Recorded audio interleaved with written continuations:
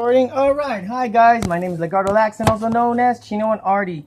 I have some reviews to do because I have people asking me, "You're a big fan of RoboCop and you've never done a review of part 1, 2, and 3." And okay, I'll talk about it. Yeah, I'm a big fan of RoboCop. I have all the toys in my storage, but yeah, I only keep some that I still have.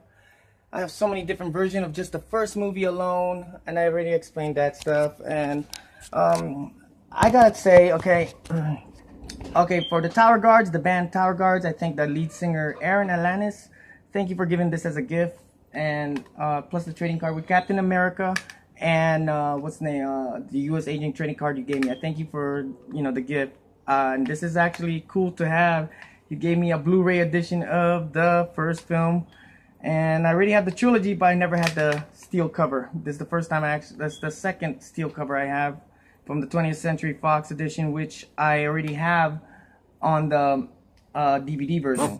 And then I just want to say, what do you call it? My review on this is because the reason why I never made a review about it is because I got, my channel is mostly about retro gaming and unboxing DOS games or big boxes or recent games and stuff like that, but or fake PSPs and knockoffs. Now, I just want to say, this film, directed by Dutch speaking Netherlands director Paul Verhoeven. Yes, director of Starship Troopers. This is his first American-made movie, but in America, he had directed Starship Troopers. Let me go backwards now. Wait, Hollow Man. He also directed Basic Instinct. He also directed Total Recall, which is another sci-fi flick that's based on Philip K. Dick. And of course, this film was inspired by Philip K. Dick's work. I just want to say, he also directed Showgirls. Yes, he did. And I just want to say, this film, I give it a 10 out of 10.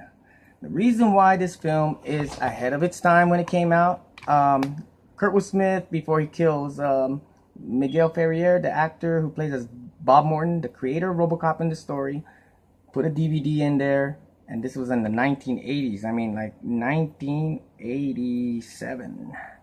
And I remember, as a kid, my first RoboCop movie that I owned was RoboCop 2.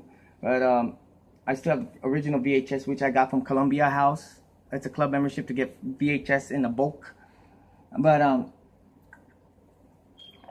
just want to say, like, my review about this is great because Edward Neumeier, the writer, is the guy who created the story arc of this.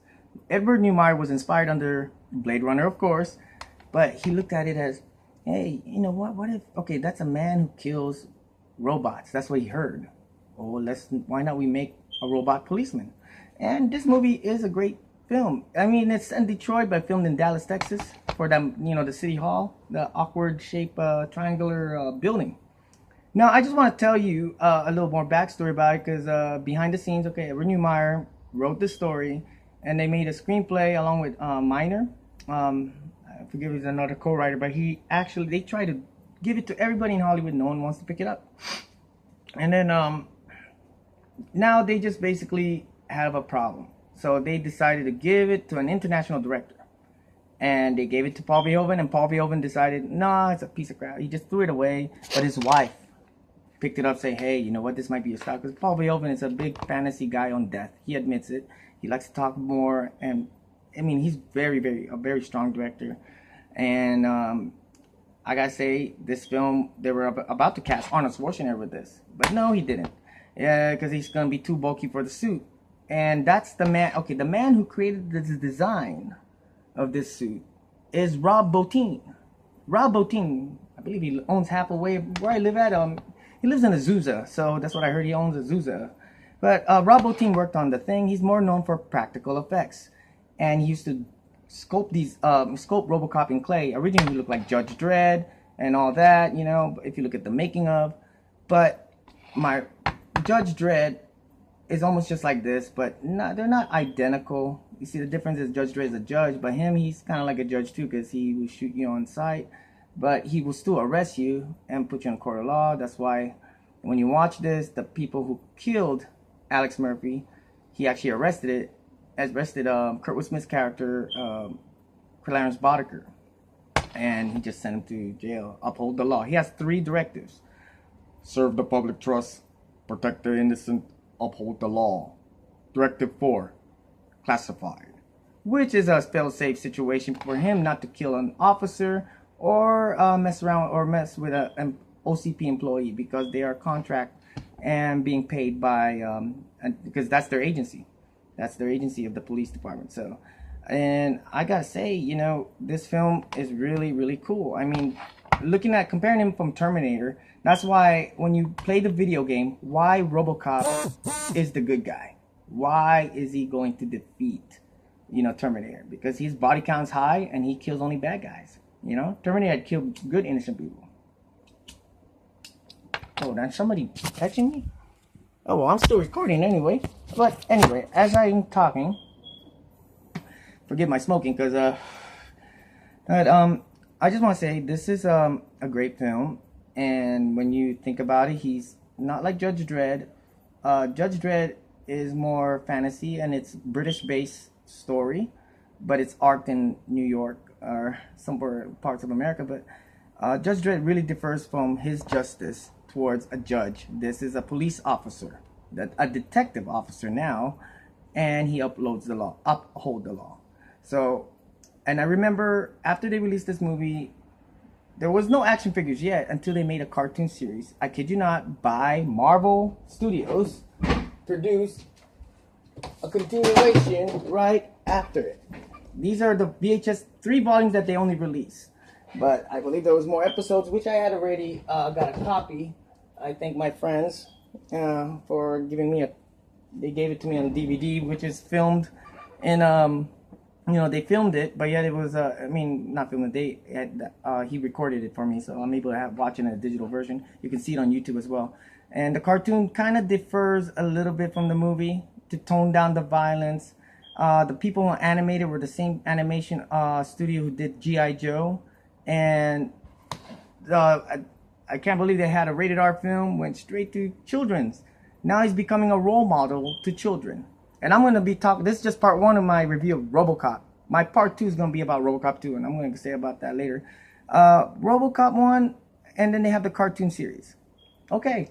If there's going to be cartoons, there's going to be action figures.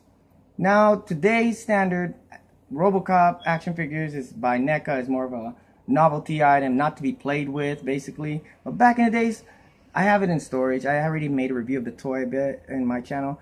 The action figure of RoboCop, you put caps on them, and then you pop them. But I remember when I was a kid, it was so hard to get a hand of RoboCop. It's hard to get them because there's so many other toys. I have Birdman Burns, I got Ace Jackson, but I never had RoboCop because I'm looking at the package. It was so like, oh, I gotta get it. And then Toys R Us pulled the toys. Then KB Toys that were selling them for only $2.99, and now they're being worth more. I even have the Night Fighter RoboCop. They had mail-in rebate. I used to mail my barcodes. Kenner was a great company who distribute toys. I mean, they even worked on the Batman toys. They have a whole lineup, even the Ghostbusters. Kenner was a great toy company. Now Hasbro had bought them out. But back to the film. I mean, for a movie that's made out of solid steel, okay, like in the steel cover, it's a box office gold, okay? It was a low budget, and I want to explain that, yeah, RoboCop's body chassis is made out of titanium laminated with Kevlar. And the person in the fiction part of the story of who created RoboCop and designed him was Bob Morton. And nobody knew who's that female, but there's always a female doctor, which is inspired from the film, and then they made it to the cartoon until they finally gave a character to that female person in the third film named Dr. Lazarus. Then I just want to say more about it, like Detroit now looks just like how it is right now, you know, like when you watch this film. This film was made in '87. And Mayor Bing didn't disapprove about having an erected statue of this hero. You know what I mean? Think about it. People pledging the internet gave money to make a statue, and so far they haven't erected it yet. But I gotta say, I was around when they were pledging for that statue, because I want to say that I worked with James Grandy. We worked a Canadian citizen who, I don't know, I haven't seen him for a while. Hey James, put a comment. Say what's up to me. I was his file creator for the website RoboCop Central. This is before RoboCop Archive. Kevman Movie List was the original. He was under GeoCities and we were under Angel Fire, and it was so hard to get web space, but we were only with Yahoo, and oh man, it was so hard just to be published. And then most of our information and some of my scans are still on the RoboCop archive, like the video game scans of Terminator and the RoboCop 3 ads. That was my scans. And yeah, I worked on the first RoboCop websites, and I'm proud to say that, because if it wasn't for us, there wouldn't be archive, I believe. And I just want to say this film is a classic, and if it wasn't for this film, there wouldn't be an Iron Man film. If there's no Iron Man film, there is no MCU. Look what RoboCop, the first robbery, the first case that RoboCop did, the clerk. Well, the robber picked up an Iron Man comic book and a ROM comic right next to it, so it's almost identical. And then when you read Wizard magazine about John Favreau talking about RoboCop, because of his Iron Man film, he got a lot of influence from this film. So if you notice some screenplay, you'll notice it came from this film. Even the sequel, part 2, they took, like the Ironmonger scene when RoboCop was fighting the Robocane, aka RoboCop 2. So I give it a 10 out of 10. And I thank you guys for watching. And if you want to know more about this, I will explain more, because they actually made an arcade game. Then they released a very friendly NES game along with other platforms. They released on the PC, Amiga. I have the PC version. I have the NES version in its original box. They still use the original poster that they have. The soundtrack was the amazing part too. See, I still have the NES in the box with the instruction. And I gotta say about the soundtrack. The soundtrack is composed by Bassif Fedors. He is the guy who did the Conan the Barbarian, even Under Siege too, that I know. And then he did a great job, and it's so great how he did that orchestra score that makes you want to watch it over and over again. And then I just want to tell you guys, like, yeah, this film, of course, it's influenced from Blade Runner, and then it influenced more. So if it wasn't this film, there wouldn't be MCU, I believe. I mean, it's just like Bryan Singer decided to direct X-Men film with full leather, not the colorful outfit that they wear, because Batman wears rubber, a rubber suit. When you look at Nick Fury with David Hasselhoff, that film, had them in leather, and it had the SHIELD agents was first before the X-Men. But just saying, this film, Paul Verhoeven, you're a great director. I wish you're back. I read your book about Jesus Christ from Nazareth, and it was really great. I mean, you are visionary.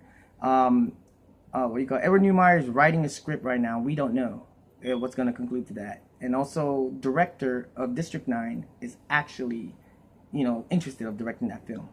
He wanted to make the first Halo film, but I really like that film, Elysium.